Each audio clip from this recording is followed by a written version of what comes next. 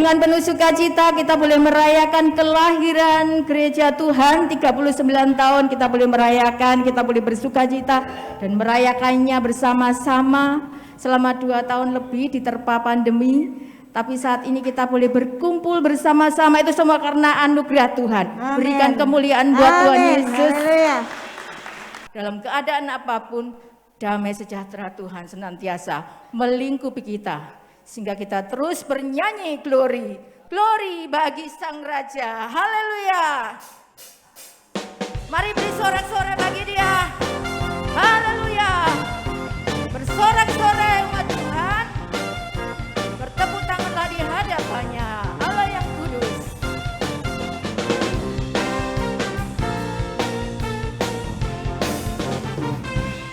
Nyanyi glory, glory, glory bagi Sang Raja. Oh, nyanyi glory, glory, glory bagi Sang Raja. Nyanyi glory, glory, glory bagi Sang Raja. Mari rayakan, mari serukan. Hey, hey, bawa Yesus Sang Raja. Oh, mari serukan, serukan, bawa Yesus Sang Raja. Mari serukan, hey, hey, bawa Yesus Sang Raja. Mari rayakan dan nyanyi. Kita akan merasa bahagia. Bila kita menyembah Dia, kita akan merasa sukacita. Bila kita semua nyanyi glory, haleluya, glory bagi Sang Raja. Oh, nyanyi glory, glory, glory bagi Sang Raja. Nyanyi glory, glory, glory bagi Sang Raja. Mari rayakan dan nyanyi. Mari serukan Yesus. Hey, hey, bawa Yesus Sang Raja. Oh, mari serukan, bawa Yesus Sang Raja. Hey, hey, bawa Yesus Sang Raja. Mari rayakan dan nyanyi. Kita akan merasa bahagia bila dalam hadirat Tuhan. Bila kita menyembah Dia, kita akan merasa sukacita. Bila kita semua nyanyi glory, glory bagi Sang Raja. Oh, nyanyi glory, glory, glory bagi Sang Raja. Nyanyi glory, glory, glory bagi Sang Raja. Mari rayakan dan nyanyi. Mari rayakan dan nyanyi. Mari rayakan dan nyanyi. Mari rayakan dan nyanyi. Mari rayakan dan nyanyi. Haleluya, haleluya. Puji Tuhan. Saatnya kita akan membuka hati kita untuk kebenaran firman Tuhan. Kita akan sambut dengan satu pujian. Hidup ini adalah kesempatan.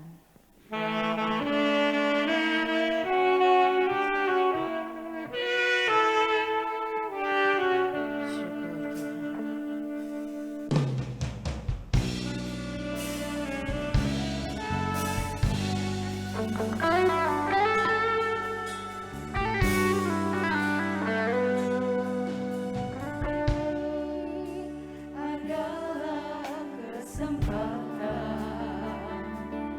hidup ini.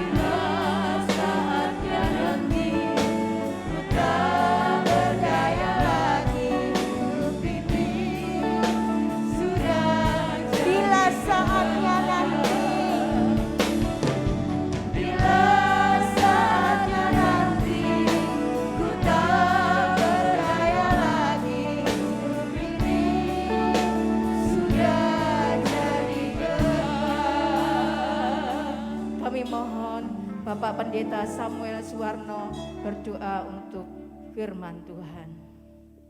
Ya Tuhan, Bapa Allah kami di dalam surga, hati kami melimpah dengan ucapan syukur untuk kasih karunia Tuhan yang besar, terutama kepada saudara kami, Bapak Pendeta Hendra Yonto yang Tuhan telah lindungi, Tuhan telah pimpin, Tuhan telah sertai, hingga pada hari ini telah memasuki usia 39 tahun di Gereja Kemah Tabernakel. Terima kasih untuk penyertaan Tuhan. Terima kasih untuk topangan anugerah-Mu. Tuhan pakai terus hamba-Mu ini bersama seluruh pelayan-pelayannya dengan urapan hikmat yang dari Tuhan. Kami percaya Tuhan akan memberkati gereja ini lebih jauh, lebih besar, kuantitas dan kualitas rohaninya. Terima kasih. Kami memuliakan Tuhan dan sekarang kami siap untuk menerima kebenaran firman-Mu. Berbicaralah kepada kami urapan Roh Kudus, hikmat Roh Kudus dan karisma Roh Kudus memenuhi hamba-Mu untuk menyampaikan isi hati-Mu, dan firman itu menjadi bagian bagi kami semua yang kuat untuk kami tetap melayani Engkau. Terima kasih Bapa. Diserahkan sepenuhnya di dalam urapan Tuhan. Dalam nama Tuhan Yesus Kristus. Amin. Salam sejahtera bagi saudara sekalian, Jemaat GKT Gresik, Bapak Henry Haryono sebagai Gembala, hamba-hamba Tuhan yang hadir. Malam hari ini saya selaku Ketua Sinode Gereja Kemah Tabernakel di Jakarta, mengucapkan selamat ulang tahun untuk GKT Gresik yang ke-39. Ini kalau perjalanan umat Tuhan, setahun lagi udah masuk Kanaan. Tinggal meraih enaknya. Nah, kita akan belajar yang menempuh perjalanan kehidupan ini bukan cuma GKT, bukan cuma gereja.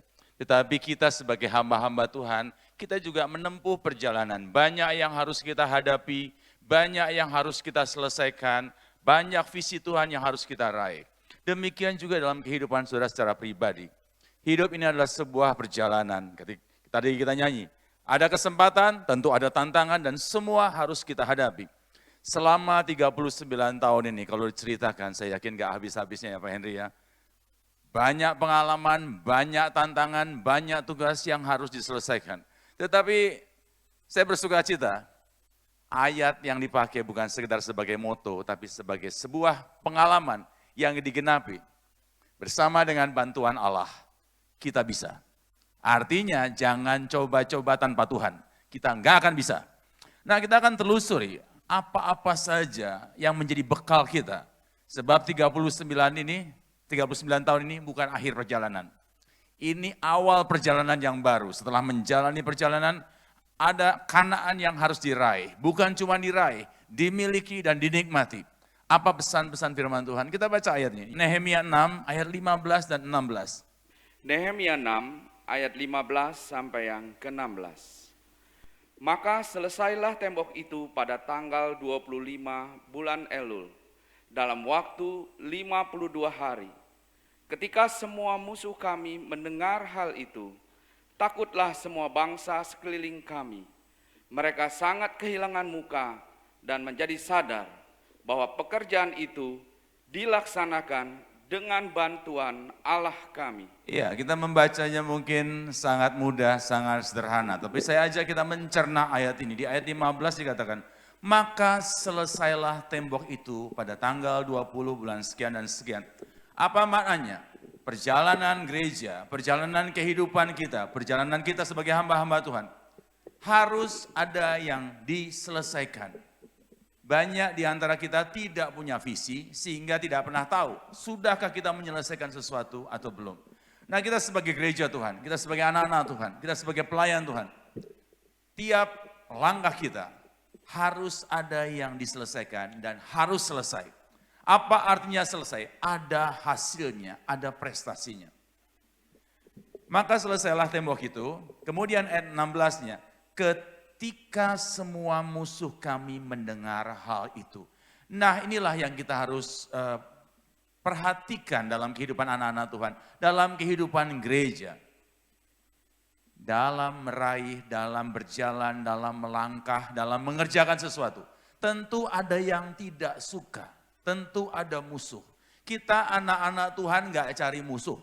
Tetapi banyak yang memusuhi, karena apa? Karena iri. Kalau ditanya, Yesus kurang baik apa? Tetapi masih ada yang memusuhi, kenapa? Karena iri. Nah, dalam perjalanan kehidupan ini, tentu ada yang tidak suka. Dan ini salah satu yang harus kita hadapi. Dan bagaimana cara menghadapinya? Kembali, dengan bantuan Tuhan, kita mampu menghadapi musuh. Amin. Musuhnya apa? Banyak, tetapi caranya satu, bersama dengan Dia. Dan bersama dengan Dia, banyak cara yang tidak pernah terpikirkan, yang mampu menundukkan musuh kita. Sehingga ayat ini diteruskan, ketika semua musuh kami mendengar hal itu, takutlah semua bangsa sekeliling kami. Ini seharusnya keadaan gereja Tuhan, ini seharusnya keadaan anak-anak Tuhan. Kita bukan takut menghadapi musuh, tetapi musuh yang takut dan dipermalukan. Amin. Saya yakin GKT Gresik tantangannya banyak, pergumulannya banyak, tetapi GKT Gresik tidak akan dipermalukan, tidak akan takut. Sebab Tuhan menyertai. Dilanjutkan lagi, mereka sangat kehilangan muka dan menjadi sadar. Inilah tugas gereja Tuhan, ini juga tugas kita hamba-hamba Tuhan, ini juga tugas anak-anak Tuhan. Jangan kita terhanyut oleh kejahatan, tetapi justru kita menyadarkan yang jahat. Membalikkan orang-orang yang tadinya salah jalan. Sadarlah mereka, Tuhan kok dilawan. Nah, ini tugas. Di Jakarta, kita melakukan hal ini, di Gresik tugasnya sama, sebab Tuhan kita sama. Tantangannya berbeda, tapi caranya sama, bersama dengan Tuhan. Kita menyadarkan banyak orang yang tidak sadar bahwa langkah mereka keliru dan mereka berbalik kepada Tuhan. Kemudian, moto dari ibadah malam hari ini, bahwa pekerjaan itu dilaksanakan dengan bantuan atau pertolongan Allah. Dari kata-kata ini kita bisa belajar, jadi anak Tuhan bukan jadi mandor. Jangan bilang Tuhan yang bekerja, saya diam. Kita mengerjakannya, Tuhan menolong kita, Tuhan menyertai kita. Sehingga kita akan berhasil. Amin. 39 tahun saya yakin sudah banyak yang diselesaikan, sudah banyak yang diraih. Tapi tahun-tahun berikutnya masih banyak yang harus dihadapi dan harus diselesaikan.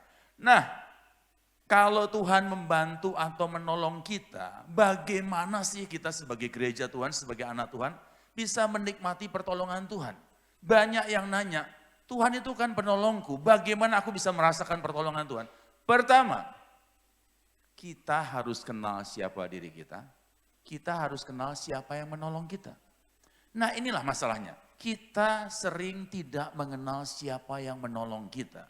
Dan kalau kita nggak kenal siapa Tuhan yang menolong kita, kita juga nggak bakal kenal cara Tuhan menolong kita. Dan di saat kita tidak kenal cara Tuhan menolong kita, di saat pertolongannya datang, kita nggak meraihnya, kita nggak menyadarinya. Nah, saya ajak kita, bagaimana cara Tuhan menolong, sehingga kita bisa melakukannya. Saya yakin GKT Gresik akan bisa melakukan, bahkan di tahun berikutnya akan lebih banyak hal yang bisa dikerjakan, akan banyak hal yang bisa diselesaikan, kalau kita semakin kenal kepada Dia yang menyertai kita, yang menolong kita. Saya ajak kita lihat sebuah contoh yang sangat kita kenal. Pertolongan Tuhan dalam hal yang paling sederhana. Urusan apa? Urusan perut, urusan makan. Tuhan kalau menolong, itu caranya sangat berbeda.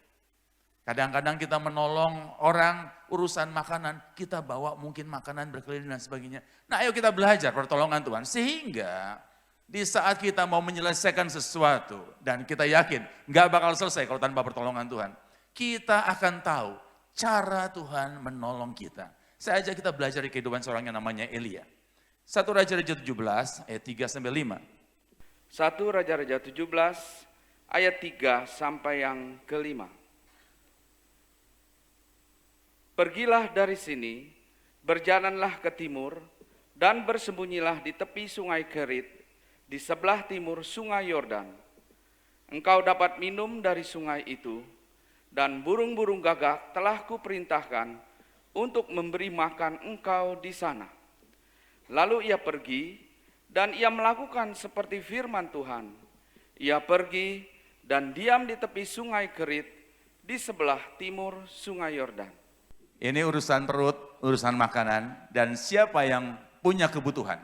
Hamba Tuhan, pelayan Tuhan, termasuk anak-anak Tuhan. Dan bagaimana cara Tuhan memenuhinya? Caranya bertolak belakang dengan logika dunia. Yang diutus siapa? Burung gagak. Seorang yang namanya Elia berdoa untuk tidak turun hujan, dan Tuhan bilang, engkau sudah mengerjakan apa yang menjadi bagianmu untuk menyadarkan umat Tuhan agar mereka berbalik kepada Tuhan. Sekarang Tuhan menuntun untuk menyelesaikan problem yang berikutnya, yaitu urusan makanan bagi Elia. Elia ini hamba Tuhan tapi manusia juga. Betul ya Pak ya, kita hamba Tuhan tapi kita nggak makan kembang. Kita masih butuh makanan. Lalu bagaimana caranya? Nah, kita sebagai anak-anak Tuhan, kadang-kadang cara yang sederhana saja kita nggak pahami. Nanti untuk urusan-urusan yang besar, pertolongannya sudah di depan mata, tapi nggak kita raih. Nah, bagaimana cara Tuhan? Tuhan berkata, pergilah dari sini, berjalanlah ke timur, dan bersembunyilah di tepi sungai Kerit, di sebelah timur sungai Yordan. Perhatikan, Tuhan kalau menolong, pertolongannya nggak asal-asalan. Pertolongannya detail. Kita nggak akan bisa menganggap pertolongan Tuhan itu kebetulan. Sebab dijelaskan arahnya, dijelaskan tempatnya, dijelaskan cara dia menolong. Sebagai anak-anak Tuhan, saya ajak kita. Banyak kita kadang-kadang menerima pertolongan Tuhan, kayaknya kebetulan ini ya. Nasib baik ya. Pertolongan Tuhan lah kalau kita kenali. Caranya Tuhan berkata, dijelaskan arahnya ke timur, sungainya jelas sungai Kerit letaknya jelas di di sebelah timur sungai Yordan. Kemudian 4, engkau dapat minum dari sungai itu. Perhatikan kata engkau dapat. Engkau dapat melakukannya kalau Tuhan yang menyuruh. Bahkan untuk minum air saja. Kalau Tuhan nggak menyuruh kita nggak dapat minum. Saya sebagai hamba Tuhan itu, kalau di Jakarta banyak tempat yang bisa dikunjungi, tapi hamba Tuhan paling apal apa? Alamat rumah sakit, alamat rumah duka. Di saat mengunjungi orang-orang sakit, betapa orang-orang itu untuk minum setetes air saja. Kalau Tuhan tidak menolongnya, dia nggak bisa menelan air itu. Nah disinilah, engkau dapat minum dari sungai itu. Kalau Tuhan nggak bilang nggak dapat minum, walaupun di depan kita ada galon, kita nggak akan bisa minum. Inilah cara Tuhan menolong. Tuhan menuntun, engkau dapat minum dan kita dapat melakukannya. Dan burung-burung gagak telah kuperintahkan untuk memberi makan engkau di sana. GKT Gresik, saya harapkan langkah demi langkah adalah ikuti perintah Tuhan. Perintahnya menurut logika enggak masuk akal. Burung gagak ini burung yang haram. Burung gagak ini pemakan daging. Dan ternyata Tuhan memakai burung gagak. Dan kalau sudah telusuri, ini bukan 1-2 minggu. Ini hitungan tahun. 1 tahun, 2 tahun dijalani. Dan Tuhan tidak pernah meleset dengan cara yang dianggap oleh manusia tidak mungkin. Inilah kemenangan kita sebagai anak-anak Tuhan. Dunia tidak pernah tahu cara Tuhan. Tapi kita harus mengenali cara Tuhan. Nah, sebuah kesaksian. Ini bukan kebetulan. Ini saya yakin Tuhan atur. GKT Jakarta sedang membangun gereja. GKT Gresik juga bareng bangun gereja. Ini jelas kita bukan saingan, Pak. Kita kembaran. Sama-sama bangun gereja. Nah, kalau dilihat caranya, ini super unik. Semua ngerem. Jangankan gereja, mau bikin mall aja berhenti dulu pandemi. Kita GKT Jakarta dan GKT Gresik justru memulai di masa pandemi dan kita melanjutkannya. Kenapa? Kita bisa karena Tuhan menolong kita. Tuhan membantu kita. Amin. Nah, ini bukan teori. Pak Henry mungkin akan menceritakan dengan detail pengalaman GKT Gresik. Tapi saya ceritakan pengalaman GKT Jakarta. Pada saat kita ditawari, mau nggak membangun gereja di kawasan yang baru di PIK 2? Kalau ditanya mau, jawabannya jelas mau. Tapi mampu nggak? Nah itu yang sulit dijawab. Pada saat ditanya, mau nggak? Kita katakan mau, tetapi bisa tidak? Kita nggak mau bilang nggak mampu, gengsi anak Tuhan.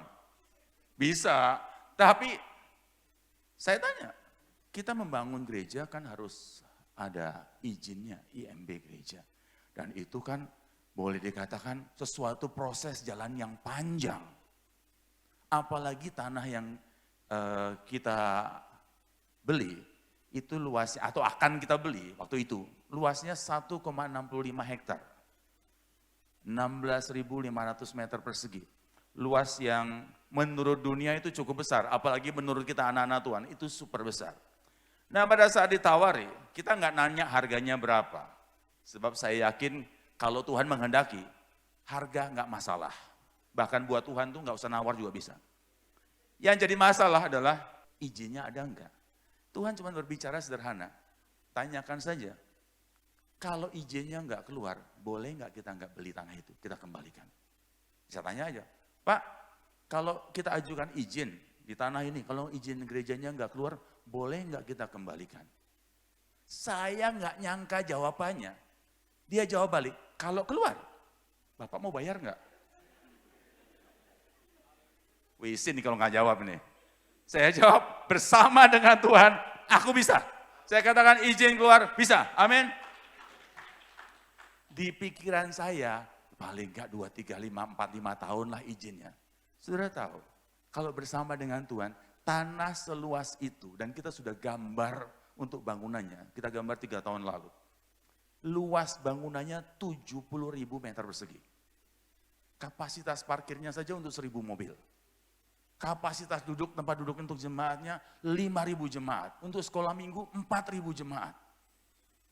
Sudah digambar semuanya. Nah, pada saat dikatakan, oke, ya kita proses, kita ajukan. Saya belajar cara Tuhan itu selalu unik. Saya pikir caranya mungkin lewat jalan sesuatu yang kita nggak terpikir. Tetapi yang nggak sangka, waktu yang Tuhan tentukan itu nggak kepikir. Ngurus IMB yang luasnya seperti itu dalam waktu 2 bulan. Clear. Bahkan sampai hari ini dinyatakan gereja kita, bangunan gereja kita tuh gereja yang terbesar dan terluas seluruh provinsi Banten. Dan pada saat izinnya keluar, baru saya bilang, Tuhan gimana nih? Izin keluar berarti bayar. Dan sampai hari ini, sudah berjalan 3 tahun. Pembangunan berjalan terus, tanahnya nggak nunggak, nggak ngutang. Amin. Yang penting paham caranya. Jangan begitu izin keluar 2 bulan, wah kalau 2 bulan nggak jadi. Sampai hari ini, kalau kita nggak tahu cara Tuhan, GKT Jakarta tidak akan terbangun. Tetapi karena kenal, kalau Tuhan kasih izinnya, Tuhan pasti kasih dana untuk membangunnya. Dan hari ini, pembangunan terus berjalan. Dan saya yakin, tahun depan masih banyak yang harus kita selesaikan. Tetapi bersama dengan Tuhan, kita bisa menyelesaikannya. Amin. Ingat, Tuhannya GKT Jakarta sama GKT Gresik sama. Ya, Tuhan kita nggak cabang di sini loh. Tuhannya tetap sama. Jadi saya yakin pembangunan GKT Gresik akan terlaksana dengan cara Tuhan yang nggak kita sangka, burung gagak kok dipakai. Nah, tetapi kalau kita lihat di sini, Elia menyelesaikan fase makan bersama dengan burung gagak. Apakah perjalanan Elia hanya sampai di sini? Enggak, masih berlanjut. Tapi lanjutnya tetap urusan perut lagi sekarang. Ayo kita lihat, 1 Raja-Raja 17 ayat 7 sampai 9. 1 Raja-Raja 17 ayat 7 sampai yang ke-9. Tetapi sesudah beberapa waktu, sungai itu menjadi kering, sebab hujan tiada turun di negeri itu. Maka datanglah firman Tuhan kepada Elia, bersiaplah, pergi ke Sarfat yang termasuk wilayah Sidon, dan diamlah di sana. Ketahuilah, aku telah memerintahkan seorang janda untuk memberi engkau makan. Urusannya apa? Sepele, makan lagi. Tetapi di sini kisahnya berubah. Elia sudah menyelesaikan fase percaya cara Tuhan, makan dari burung gagak, minum dari air di sungai Kerit. Ternyata di ayat 7, tetapi sesudah beberapa waktu sungai itu menjadi kering. Sebab hujan tiada turun di negeri itu. Kelihatannya penyebabnya hujan. Kalau nggak ada hujan, nggak ada air. Itu logika dunia. Tetapi lagi-lagi sungai kering ini, sungai menjadi kering.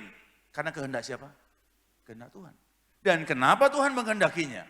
Ada tugas baru yang harus dikerjakan. Hari ini 39 tahun, GKT Gresik sudah menyelesaikan banyak tugas. Tapi besok ada tugas-tugas yang baru. Jangan mandek di sungai Kerit. Ada tugas yang baru lagi. Jadi kalau kita lihat ada sungai yang kering, bukan karena Tuhan tidak bisa menurunkan air bagi sungai Kerit. Karena ada tugas yang baru. Tugas yang baru apa? Jangan makan buat diri sendiri doang. Belajar lebih, makan bersama dengan orang lain. Inilah anak-anak Tuhan. Kita diberi makan oleh Tuhan. Amin. Tapi kita harus ngajak makan orang juga. Maka datanglah firman Tuhan kepada Elia. Bersiaplah pergi ke Sarfat yang termasuk wilayah Sidon. Dan diamlah di sana, ketahuilah aku telah memerintahkan seorang janda untuk memberi engkau makan. Nah, kalau dilihat seorang janda pada saat itu jelas tidak punya income, tidak punya pendapatan, nggak punya harta yang banyak. Jadi yang dimaksud Tuhan, janda itu sebenarnya bukan memberi makan Elia, tapi justru Elia yang harus memberi makan si janda ini.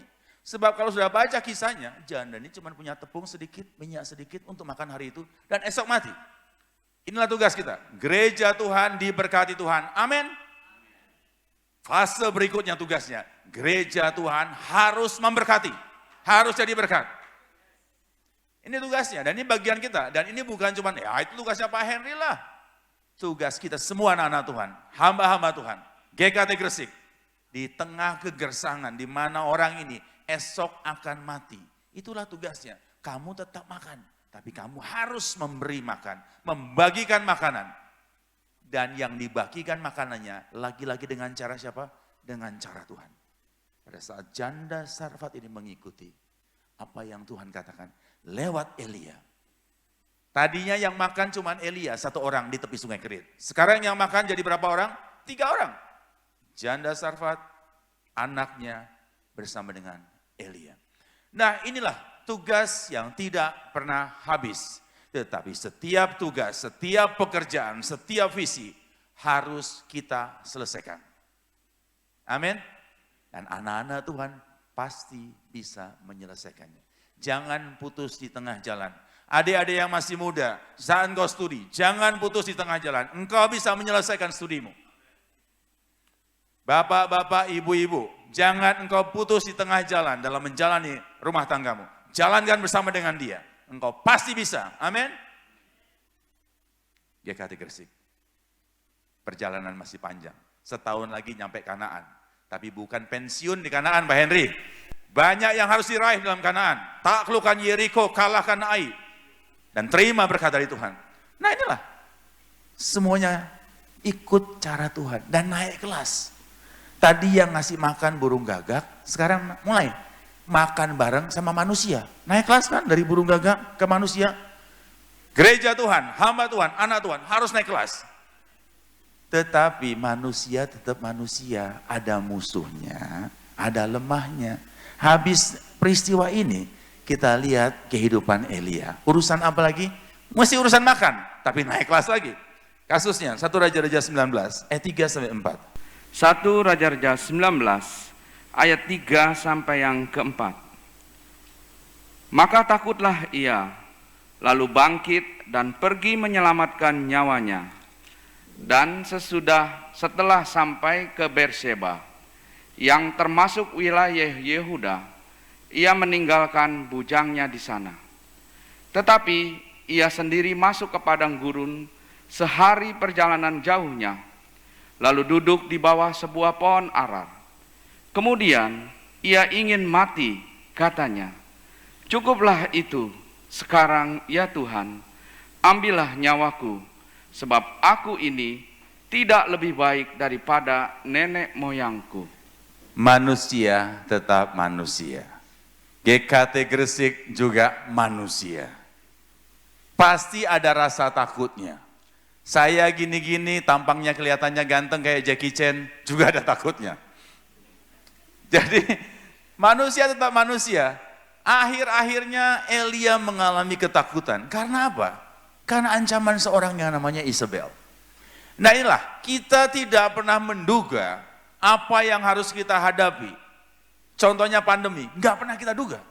Kita pikir ngadepin peperangan, nggak taunya menghadapi, kalau peperangan tuh hal-hal yang besar, senjata yang besar, nggak taunya ngadepin virus yang sangat kecil. Dan itu membuat kita kalang kabut. Nah, Elia merasa takut karena ancaman seorang yang namanya Isabel. Dan apa yang terjadi? Maka takutlah ia, lalu bangkit dan pergi menyelamatkan nyawanya. Ini yang salah. Gereja tidak boleh berusaha menyelamatkan diri. Sebab gereja punya juru selamat. Kita yang harus diselamatkan oleh dia. Jangan kita menyelamatkan diri kita. Sebab kita nggak bisa. Yang bisa siapa? Bersama dengan Allah. Kita bisa. Dia juru selamat kita. Nah, Elia mencoba menyelamatkan dirinya. Dia lari kemudian sampai Beersheba masuk. Dan kalau mencoba menyelamatkan dirinya, dia takut terhadap hukuman atau ancaman kematian. Ternyata ujung-ujungnya di ayat 4 justru dia pengen mati. Inilah gereja kalau mulai dilanda ketakutan, dan inilah saudara-saudara sekalian secara pribadi. Kalau kita mulai dilanda ketakutan, kita bukan pengen menang, kita pengen kalah. Nah ini bahaya. Dia diancam kematian, tapi dia minta mati. Berarti dia menginginkan kekalahan. Dan jangan sampai seperti ini. Tetapi sekarang kita akan lihat, apa sih penyebabnya kok tiba-tiba Elia jadi penakut seperti ini? Apa sih kebutuhannya? Ujung-ujungnya perut lagi. Ayo kita baca. 1 Raja-Raja 19 ayat 5 sampai 7. 1 Raja-Raja 19 ayat 5 sampai yang ke-7. Sesudah itu ia berbaring dan tidur di bawah pohon arar itu. Tetapi tiba-tiba seorang malaikat menyentuh dia serta berkata kepadanya, "Bangunlah, makanlah." Ketika ia melihat sekitarnya, maka pada sebelah kepalanya ada roti bakar dan sebuah kendi berisi air. Lalu ia makan dan minum, kemudian berbaring pula. Tetapi malaikat Tuhan datang untuk kedua kalinya dan menyentuh dia serta berkata, "Bangunlah, makanlah, sebab kalau tidak, perjalananmu nanti terlalu jauh bagimu." Inilah perjalanan, masih jauh yang harus kita lalui.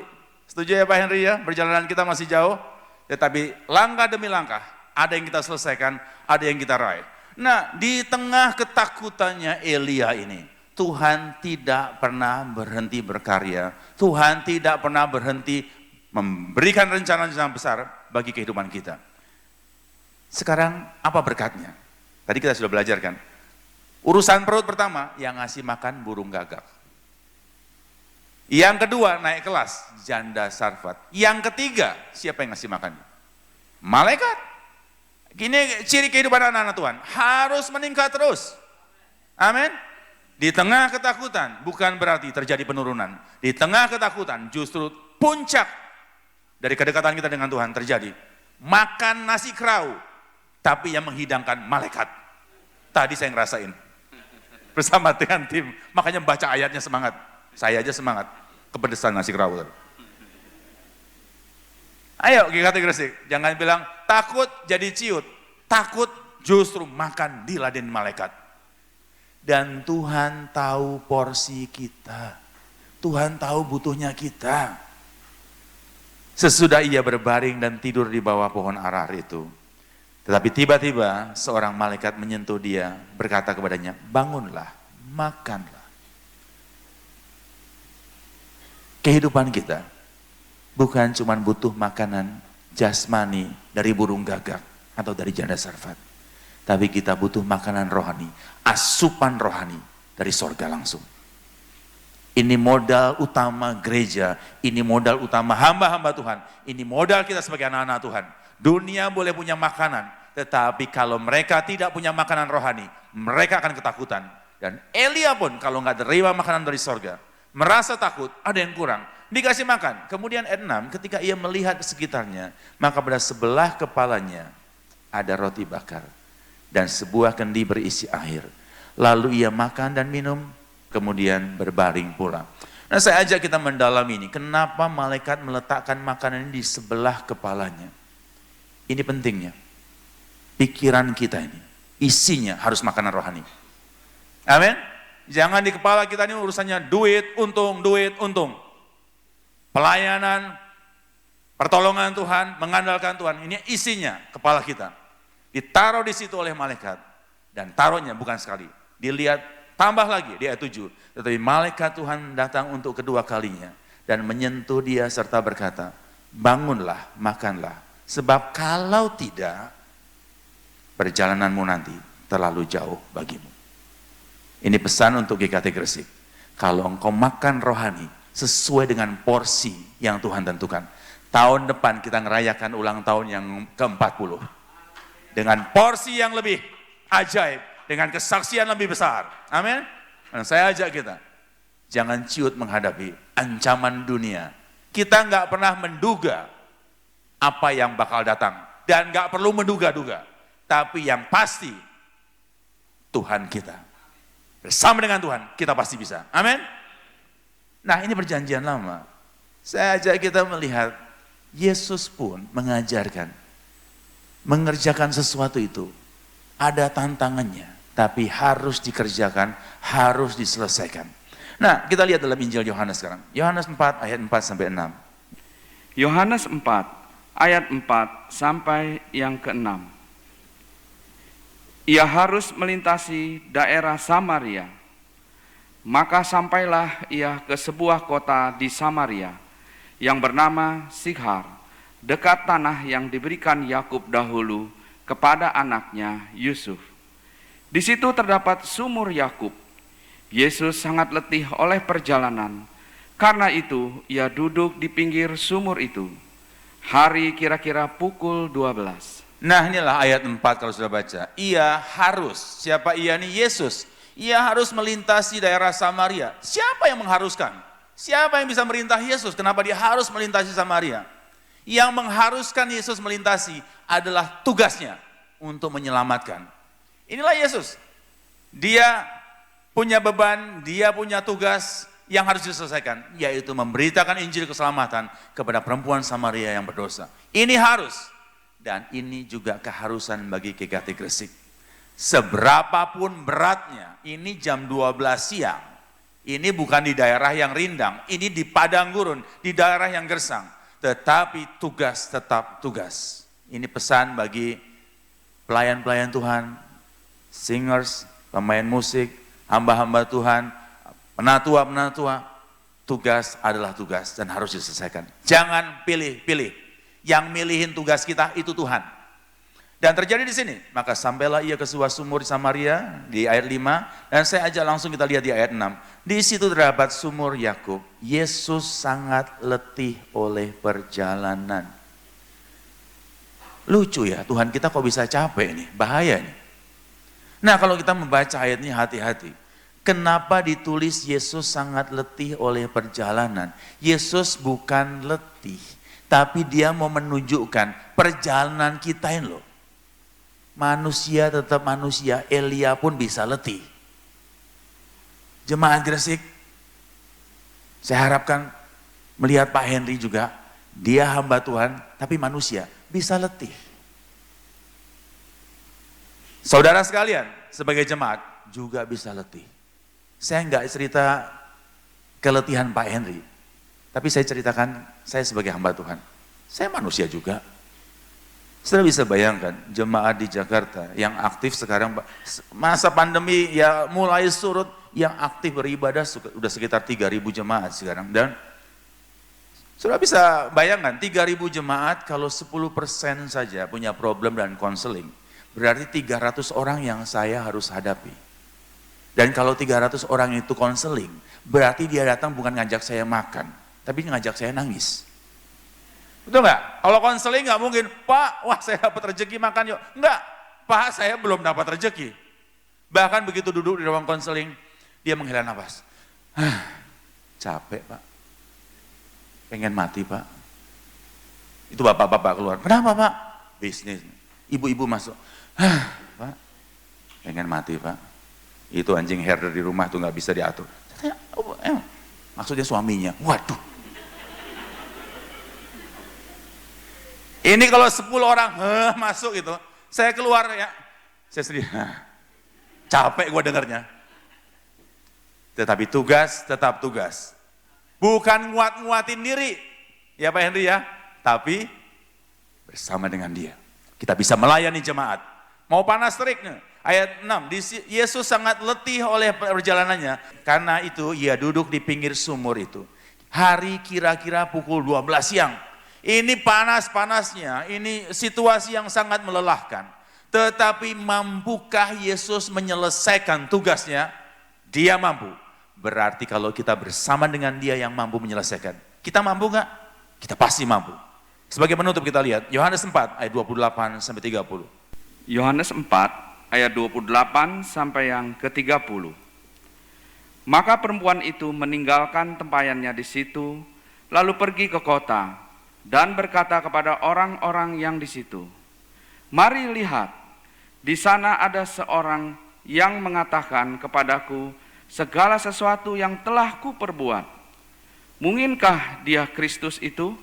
Maka mereka pun pergi keluar kota, lalu datang kepada Yesus. Inilah, ada keletihan dalam melaksanakan tugas, tapi keletihan tidak membuat kita menyerah, tidak membuat kita gagal. Yesus di tengah siang bolong menyampaikan berita Injil, yang bertobat bukan satu orang, tapi satu kampung, satu kota. Dan kalau GKT Gresik melawan keletihan, bukan dengan kekuatan, tetapi bersama dengan Tuhan, kita bisa menangkan banyak jiwa-jiwa untuk kemuliaan Tuhan. Maka perempuan itu meninggalkan tempayannya di situ, lalu pergi ke kota dan berkata kepada orang-orang yang di situ, "Mari lihat, di sana ada seorang yang mengatakan kepadaku segala sesuatu yang telah kuperbuat. Mungkinkah dia Kristus itu?"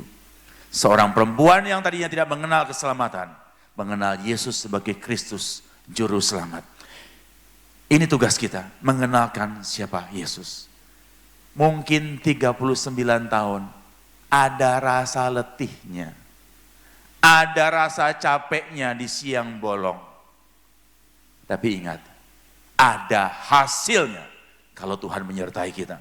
Hasilnya apa? Ayat 30, maka mereka pun pergi keluar kota, lalu datang kepada Yesus. Inilah gereja, membawa orang untuk datang kepada Yesus. Amin. Kita diberi makan, kita mengajak orang lain makan, tetapi kita mengajak orang lain makan makanan rohani, yaitu berjumpa dengan Yesus. Lengkaplah misi gereja itu. Dan malam hari ini, ulang tahun yang ke-39 ini, saya ajak, ayo GKT Gresik, ingat pepatah dunia, life begin at 40. Jadi ini masih kuat-kuatnya, masih segar-segarnya. Dan saya ajak, ayo kita kembangkan terus pelayanan kita. Bukan untuk kebanggaan, kemuliaan kita, tapi untuk kemuliaan Tuhan. Sebab kita nggak bisa apa-apa, tetapi bersama dengan Tuhan, kita bisa. Amin. Selamat ulang tahun GKT Gresik. Selamat ulang tahun GKT Gresik untuk Bapak Gembala. Cukup sekian firman Tuhan, dan saya serahkan kembali kepada Bapak Gembala GKT Gresik. Silakan Pak Henry. Puji Tuhan saudaraku. Sorak dong, haleluya. Sama-sama tepuk tangan bersyukur. Puji Tuhan, haleluya. Hari ini bahagia buat kita semua dapat melaksanakan gathering. Dan saya izin buka masker dulu dengan sangat hormat kepada Bapak Ketua Sinode, Bapak Pendeta Handoyo Santoso bersama dengan Ibu dan seluruh tim yang datang dari Jakarta. Puji Tuhan, terima kasih untuk pelayanan yang sudah dianugerahkan. Puji Tuhan. Dan hari ini Pak Pendeta Handoyo, saya laporkan bahwa rekan hamba-hamba Tuhan, rekan sejawat para pendeta, Saya kira hampir 60 orang ya hadir, dan terima kasih untuk kehadiran semua kawan-kawan hamba Tuhan. Dan bersama ini penting, kalimat yang pertama ya, bersama Pak Mak ya Pak ya. Puji Tuhan, Tuhan memberkati. Kita tunduk kepala lebih dulu mengucap syukur untuk firman Tuhan. Terima kasih Bapa di sorga, kami bersyukur untuk anugerah-Mu yang luar biasa. Engkau memberkati kami dengan sabda Tuhan. Kami yakin kami hari ini mendapat satu kekuatan baru. Bersama dengan rekan hamba-hamba Tuhan, bersama dengan segenap jemaat yang kami bersama-sama layani. Tuhan, Engkau memberikan penyataan yang luar biasa. Bersama-Mu kami bisa melaksanakan semua tugas yang Tuhan percayakan kepada setiap kami. Terima kasih Tuhan. Mungkin secara manusia kadang waktu seperti letih, ada kelelahan, ada capek, dan itulah manusia kami. Namun yang terjadi, anugerah bantuan-Mu lah yang memungkinkan kami dapat menerusi tugas-tugas yang Tuhan percayakan. Untuk kami boleh melihat campur tangan Tuhan dinyatakan, nama Tuhan dimuliakan. Bersatu kami berdoa untuk pelayanan hamba-Mu Bapak Pendeta Handoyo Santoso bersama dengan seluruh tim pelayan di Jakarta Tuhan, yang emban tugas dari Tuhan yang sangat berat secara manusia, tetapi karena merasakan bersama Tuhan semua dapat dilalui, dan kami terus berjuang bersama-sama melayani Tuhan dan melayani jemaat, melayani umat sesama kami. Terima kasih Tuhan, kami bersyukur, kami yakin semua yang hadir diberkati Tuhan. Dan urapan-Mu ada atas setiap kami para hamba-Mu, dan terlebih seluruh tim hamba Tuhan yang sudah Tuhan utus melayani kami semua. Tuhan memberkati. Dalam nama Yesus Kristus kami berdoa, haleluya, amin. Tepuk tangan bersama. Iya, untuk Tuhan kita Yesus, dan bersyukur untuk pelayanan Bapak Handoyo bersama seluruh tim. Hari ini rasa terima kasih kepada seluruh tim Bapak Handoyo yang hadir, ya, Ketua Sinode kami. Dan saya perlu umumkan, ini teman-teman hamba Tuhan ya, pendeta-pendeta, mungkin bayangkan, ini menghadirkan Bapak Ketua Sinode bersama rombongan, ada 25 orang kalau tidak salah, ya. Iki ongkose piro, biayai opo, ya kan? Nah, uniknya organisasi kami, sinode kami, ya bukan kami yang ongkosi. Dia ongkos sendiri semuanya. Haleluya, tepuk tangan buat seluruh tim, ya sinode GKT. Dan orangnya belum datang, kemarin sudah menginfo, sudah invoice-nya sampai ke saya, ya info pembelian oleh-oleh, ya. Speaker yang luar biasa. Terima kasih Pak. Jemaat terima kasih lo ya. Mosok speaker di Jolis Gokrawu. Puji Tuhan, dari anak-anak Tuhan di sini akan memberikan barangkali ya cindera mata yang harganya ya enggak ada Pak, itu ya. Mohon izin Pak ya. Berkenan Pak Handoyo sejenak bisa ke depan sekali lagi.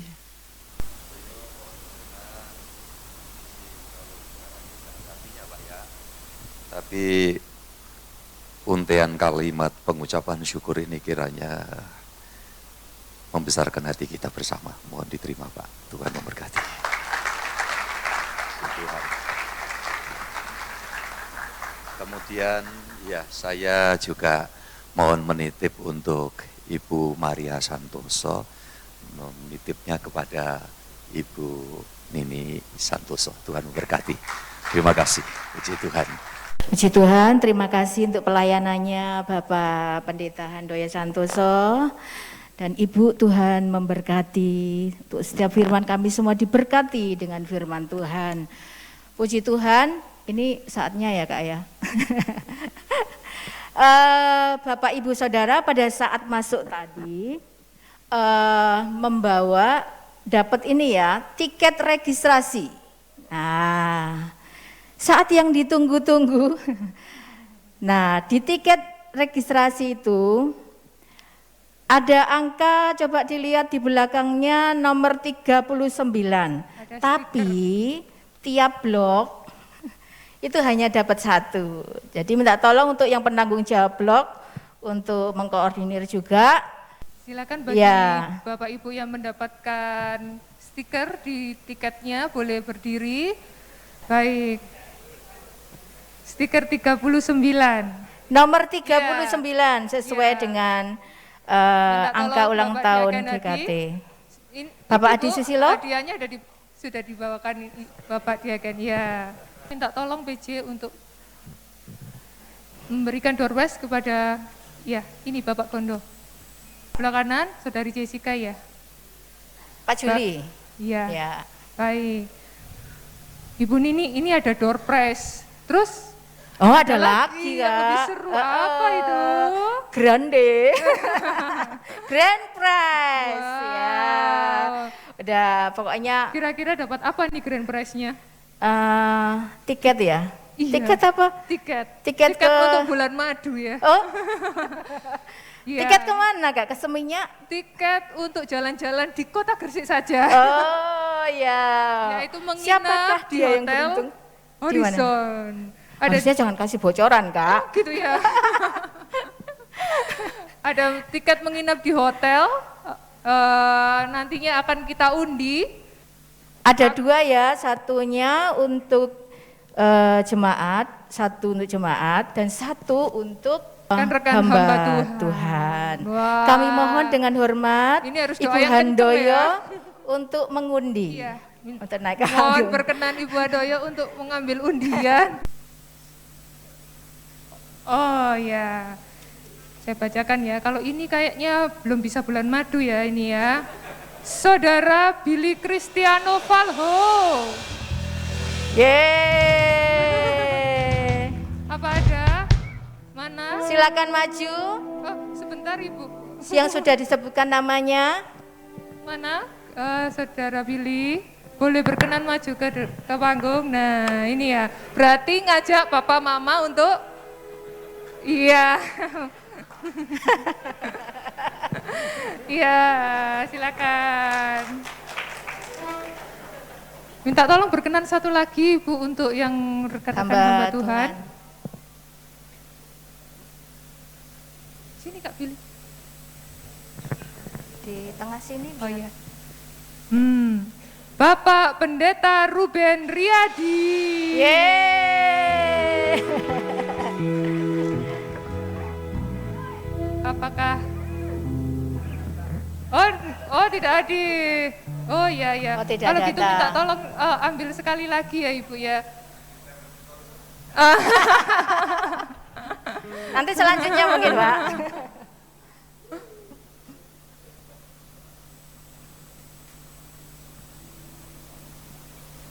Musiknya dong, ding ding ding.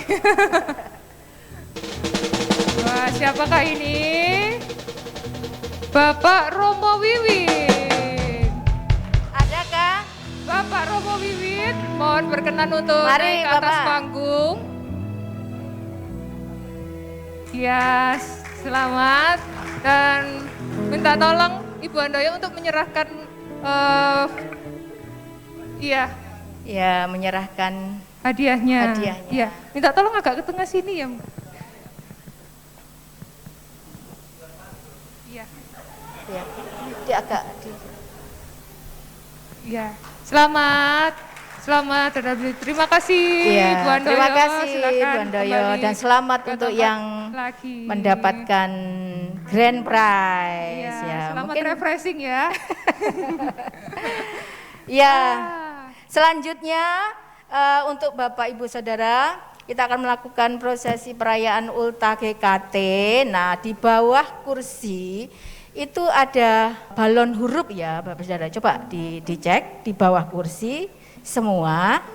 Dan kami mohon untuk Bapak Handoyo, Ibu Handoyo dan juga Bapak Gembala Dan juga berserta Ibu Endang, Iya, Ibu Endang untuk berkenan maju naik ke depan. ke panggung.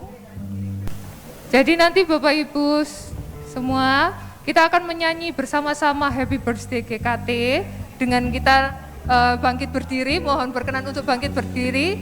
Ya. Nah, nanti akan dicontohkan oleh singer, tim singer Happy birthday huruf G diangkat terlebih dahulu, kemudian dilanjutkan K dan T. Seperti itu ya. Coba dicek dulu Kak. G mana G? G, K, K, T. Ya, nanti gitu ya. Coba singernya juga kasih tutorial ya, kasih ini. Belajar dulu ya. Happy birthday G, K, T. Ya, Nah, kayak kurang lebih gitu. seperti itu. Nah, Ya. di sini di panggung ini telah tersedia suatu akuarium letter ya, atau suatu wadah.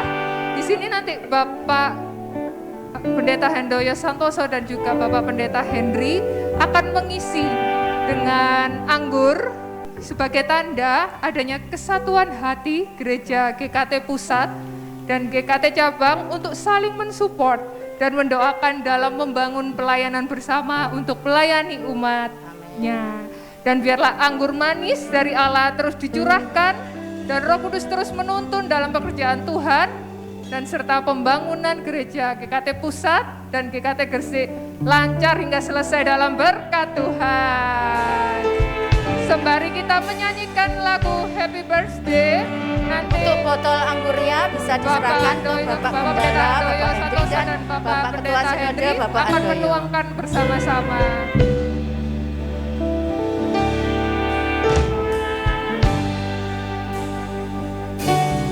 Happy birthday GKT. Happy birthday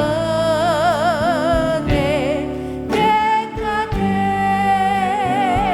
Sambil dituang anggurnya Bapak Gembala dan Bapak Ketua Sinode. Happy birthday to you. Happy birthday GKT. Happy birthday GKT. Happy birthday, happy birthday, happy birthday GKT. Happy birthday GKT, GKT.